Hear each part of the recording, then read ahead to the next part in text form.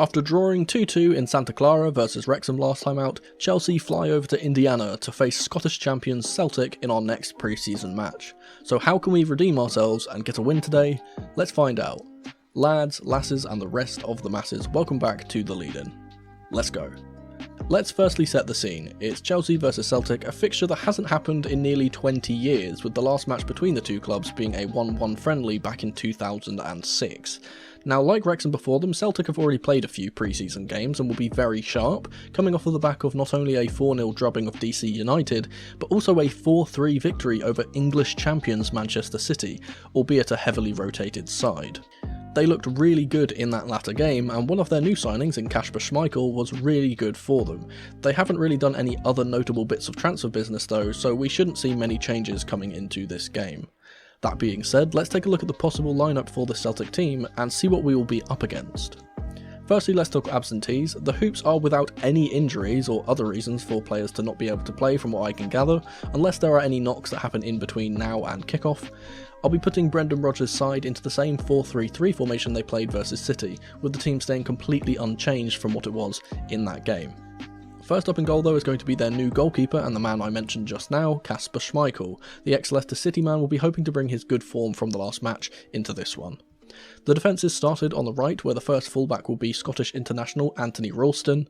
The centre-back duo will be a combination of Stephen Welsh on the right and Liam Scales on the left. Completing that defensive line at left back will be another Scotsman, Greg Taylor. Moving into the midfield, we'll start on the right again. Danish international Matt O'Reilly will partner a familiar name in Callum McGregor, as well as one of Celtic's many Japanese stars with Reo Hatate on the left. For the attacking line, that Japanese contingent will continue, with another household name in Daisen Maeda starting on the left, and Kyogo Furuhashi lining up centrally. Completing the trio on the right wing will be the star of the show last time out, Nicholas Kuhn, who managed to bag a brace and an excellent assist too. That's just a brief look at what their team could look like. As it's pre-season, there can and will be an abundance of changes at halftime, so we should see all of these names at some point, I would imagine. Now let's turn our attention to Chelsea and see what our lineup for this game could be. Firstly, there are still a lot of absent players for us, but not any new ones, so I won't mention them all here again. I'll be putting Enzo Maresca's Chelsea team into the 4-3-3 formation again, which will of course turn into that 3-4-3 system in possession.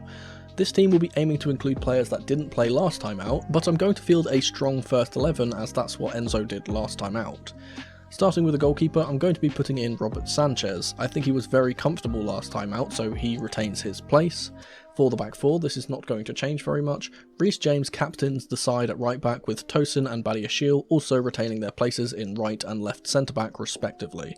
Finishing off the defence, I'm going to be rotating Colwill out, just because this second half team needs more stability defensively, and I'd expect him to replace Chilwell in that second half. Instead, Renato Vega will hopefully make his non-competitive debut for the club at left back.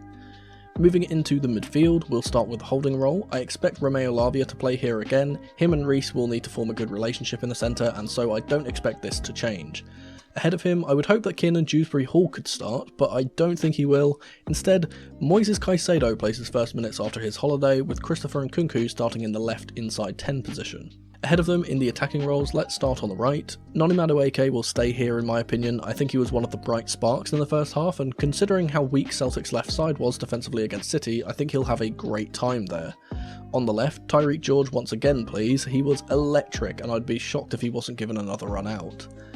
Up top will once again be someone who really caught the eye against Wrexham, youngster Mark Guiu. I really hope the lad gets a goal on this one because he deserved one last time out and didn't get one. Now I'm going to quickly name the second half team once again, which will be changing ever so slightly. For the goalkeeper, I'm going to be giving Eddie Beach some minutes. Last pre-season we saw all of our goalkeepers used, and I expect the same here, plus Bergstrom was arguably at fault for one of the goals we conceded last time out. The four defenders will be Malo Gusto, Wesley Fofana, Axel Disasi and Levi Colwill. As mentioned before, our left side was extremely vulnerable with Chilwell as a left centre-back, so I think Levi will be a better option, and Disasi needs some minutes too. I'd prefer Fofana to be played out wide rather than as a central centre-back, so I've shifted Axel into the centre. In the middle, we should see Santos as the furthest man back, with Ugachukwu next to him, which was the opposite of what I expected, but what we got last time. Carney Chukwuemeka will play on the left side in the position that he is most comfortable in, as he didn't look great on the right in the first half last time out and was much improved when he moved left. Finally, the three attackers will be a combination of Angelo Gabriel on the right, who was really impressive, Misha Mudryk on the left instead of Sterling as he needs some minutes, and instead of Armando Broja, I'm going to hope that Nicholas Jackson is fit enough to play after his knock, because quite honestly, I don't think Broja offers much of anything. Apart from that, I think these are the most balanced teams we can field. I think Enzo Maresca got the balance a little wrong with the second team being much weaker than the first against Wrexham, so hopefully he fixes that a little. So those are my lineups, and I'd love to hear from you guys too. So for today's comment question of the day, answer me this: what is your score prediction for this one, and who will score the goals? Let me know in the comments down below with QOTD at the start as always, and I'll heart my favourite answers. Now let's take a look at how Chelsea can navigate this game tactically and see how we can beat Celtic in this match. Okay, so here we have the first predicted 11 that I put out, and I'm not going to go as in-depth as I did last time, but there are some certain things I want to talk about specifically for this game, and I want to talk about how the previous game against Wrexham is going to be different to this game versus Celtic. Now, let's talk about the Wrexham game first a little bit here. Obviously, they set up in this really, really congested 5 at the back system, and as I kind of previewed, this made it really, really difficult to play through because the spaces between these defenders are obviously much shorter, and we couldn't really make much inroads. Obviously, Mark Guiu was trying to make the runs in behind, and he was never really found, and we found everything just a bit too congested and very difficult to break down. Obviously, we kind of had to be forced to go to the outside, and that's why for the majority of the time all of our success came from the wings. Obviously George looked really, really positive in the first half, Angelo looked really positive in the second half, Madueke and Sterling also making good runs in and beyond their fullbacks, but not really making much of it after they got into these kind of areas because there are so many defenders in the way. But the main issue was the midfield, really. Obviously, they played in a 5-3-2, but they didn't really play that way. They mainly set up in almost like a 5-4-1 at times, with just the lone players set there, and they were trying to play on the counter-attack. And this obviously made it very difficult for us through the centre, and it kind of eliminated what this system does the best, and that's making overloads in the centre. Obviously, we move into this 4 in the middle, with the centre-backs shifting across. Obviously James inverting from right back to get this 4, and against most teams use a 3 in midfield, and it's able to kind of navigate the 3 that they have because you have the man advantage. Obviously now here in this 4, if obviously Nkunku is up against this player, and this was actually Carney, but I've got Caicedo here, if they are up against these fullbacks, and obviously these two are trying to push up to create opportunities, they've obviously got the other players to deal with as well, and it's kind of, we're matched up. And the only time we really made inroads against Wrexham was when Guiu was dropping deep into the midfield to try and get onto the ball and actually get a touch. And I kind of spoke about this with Jackson a lot. I felt like Jackson's going to be a very good player in the system because he's able to do this. And obviously when we have this scenario, when we need to play out, obviously we can then play it to Guiu, and then we've got the out ball because we've got the man advantage. Now, obviously, against Wrexham, that was a big issue, but against Celtic, I don't think it's going to be as much of an issue, and I'll kind of explain why, is that not only do they have the 4 at the back, so the spaces in between the defenders are much larger for us to navigate, these gaps, obviously, between the centre-backs and the full-backs, but when we go wide and we stretch, that makes them even bigger, and it gives so much more space in the centre for obviously runs from deep from our midfielders, or for Guiu to run into if he's running into the channels as well. Obviously a lot of the success that we got against Wrexham came from running into the channels. Obviously I kind of spoke about that with the wingers, but Guiu was also doing that with his runs in behind as well. But against a 4 at the back, this is going to be a much more successful thing to do, and obviously this system kind of replaces overlapping fullbacks with overlapping wingers. So instead of having your fullbacks here or your wingers here and your fullbacks overlapping, you kind of have the same thing with the centre mids and the wingers. So your centre mids are in place of where your wingers would be, and the overlap is actually from the wingers. Against the 4 at the back systems, this is really easy to get 2v1s against the fullback, and you can kind of do this. Although against 5 at the backs, it's kind of a bit more difficult because you have the extra player who can kind of come over and double up. Obviously Celtic are going to be playing in a 4-3-3, and they match up with us. And usually when you have that kind of situation where it's a matching up system of players, it's usually the team that has the better quality or the better game plan that kind of comes out on top. And obviously we definitely have the former. Whether we have the latter or not is something we'll have to see when the game happens. But you can see here, with the 3, we're going to have much more of an easy time navigating these central areas, which is kind of what we struggled with against Wrexham. Obviously, as one player gets on the ball, so for example James, we saw James getting on the ball a lot, he was kind of our starting point for the midfield, I would say, James.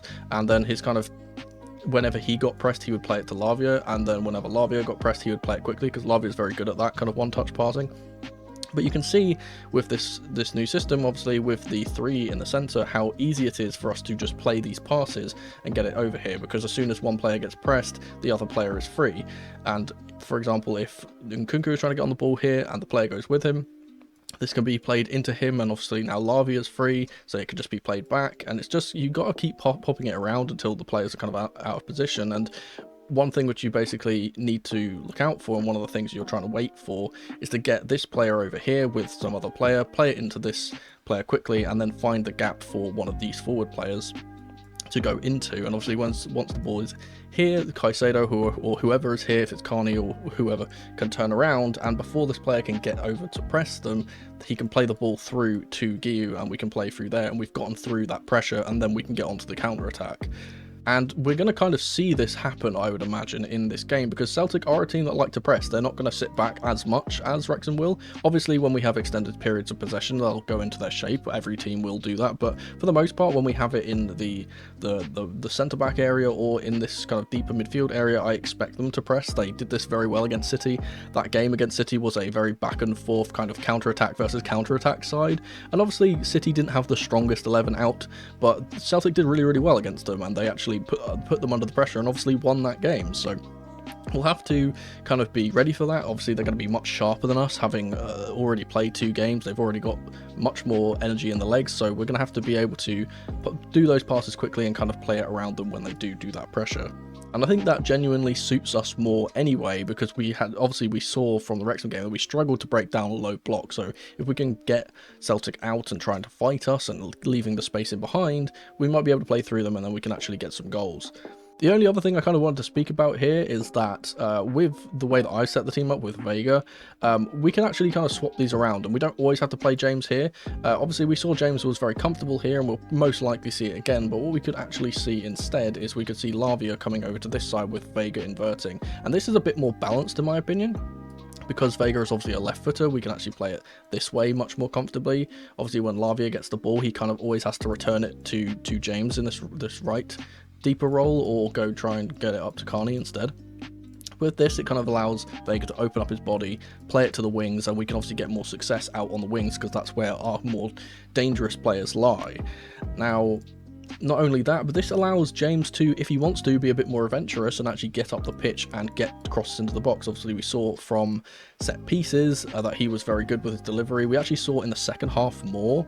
We didn't get to see this much in the first half. James was a bit more reserved and playing a bit more defensive, but we saw in the second half that Gusto, who was playing in the same role as James, was getting much higher up the pitch. There was a chance that we got where Gusto was in this kind of area and he played this really nice looped ball to the back post. If James can do that, obviously James has got a bit more quality on the ball than Gusto does. I think that we can make some inroads in that regard. So this is just another benefit, and obviously we can swap these guys around in game, so we can kind of throw off the opposition. And it's that versatility of our team that I think will make us a big threat going forward. The last thing that I wanted to talk about is our set pieces and how good we actually were from set pieces against Wrexham. And I think against a team that is less congested in Celtic, I think that we will get a lot of opportunities again, and hopefully we can actually score from them. And obviously I spoke about this in the Feeling Blue livestream that I did after the fact, but Bernardo Cueva has definitely done some work from our set pieces. We saw the same kind of idea over and over again. It was the whipped ball into the front post and the flick on from the front post to the back post to try and get a tap in. Obviously we saw this 3 times from various different set pieces, whether that were from corners or from deep free kicks. We saw James taking free kicks as well. James also nearly hit a really wonderful free kick around the wall, and obviously that didn't actually happen, it ended up hitting the post. But we've seen that our set pieces can be a real danger, and now that's kind of something we need to look out for. And obviously drawing fouls within this area from our wingers with George and Madueke, Sterling, whoever, if we can get into these kind of areas to play balls into the box, I think that's going to be a really, really dangerous proposition for opposition teams, because obviously Tosin, Badiashile are really, really big. They are really, really big and good in the air. Tosin especially is really, really good in the air, and I feel like he's going to be almost our replacement for Thiago Silva in a way this season. We obviously saw Thiago Silva popping up with a lot of goals last year, and you always want to get about 4 or 5 goals from your centre-backs in a season. That's kind of what you're looking for from them. You need goals from all areas of the pitch, not just your forwards. And I think obviously if we can create these opportunities like we were against Wrexham with the lesser men in the box, I think we'll actually have more opportunities to get these shots off goal and hopefully get some inroads that way and score some goals and win the game. I suppose we'll just have to wait and see what happens in the game. Personally, I think this is going to be a much better game than the one against Wrexham, so hopefully we can look forward to that. For a score prediction, I'm going to be predicting a slightly negative result, as I reckon Celtic will put up a really big fight. I'm going to go for a 3-2 win, with Madueke, Guiu and Chukwuemeka scoring for the Blues. As for the opposition, I reckon Kuhn will continue his scoring form, as well as a goal from substitute Luis Palma. We'll have to wait until the game to see if any of my predictions are correct, and as always, I will be live streaming immediately after the game with Feeling Blue to review the match, so make sure you come through if you are able. But if you can't wait until then, YouTube reckons you'll enjoy one of these two videos on screen in the meantime. Thank you guys so much for watching as ever, and remember, in the rain or in the dry, keep that blue flag flying high. Come on, you Blues!